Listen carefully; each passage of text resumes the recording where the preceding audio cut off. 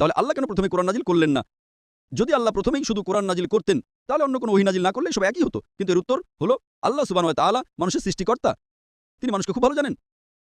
এর উত্তর বাইবেলের গসপেল অফ জন অধ্যায় 16 আয়াত নম্বর 12 থেকে 14। যীশুখ্রিস্ট বলেছেন, আমার তোমাদের অনেক কিছু বলার আছে, কিন্তু তোমরা এখন সেটা সহ্য করতে পারবে না। যখন সেই সত্যের আত্মা আসবেন, তিনি সমস্ত সত্যের দিকে পথ দেখাবেন। তিনি নিজে থেকে কিছুই বলবেন না, যা শুনবেন তাই বলবেন, আর তিনি আমাকে মহিমান্বিত করবেন। কারণ যীশুখ্রিস্ট বার্তাটি জানতেন, কিন্তু তিনি জানতেন যে মানুষটা বুঝতে পারবে না।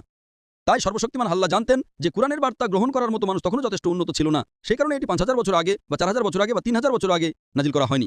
1400 বছর আগে আল্লাহ সুবহানাহু ওয়া তাআলা বললেন, এখনই সঠিক সময় যখন মানুষ চূড়ান্ত ওহী গ্রহণ করতে পারবে। কে বলেছিল?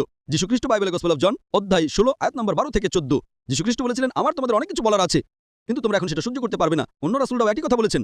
বৌদ্ধ ধর্মগ্রন্থেও একই কথা আছে। বুদ্ধ বলেছিলেন, জরথ্রুস্ট বলেছিলেন, যে কোনো রাসূল অন্য একের জন্য রাসূল আসতে চলেছে।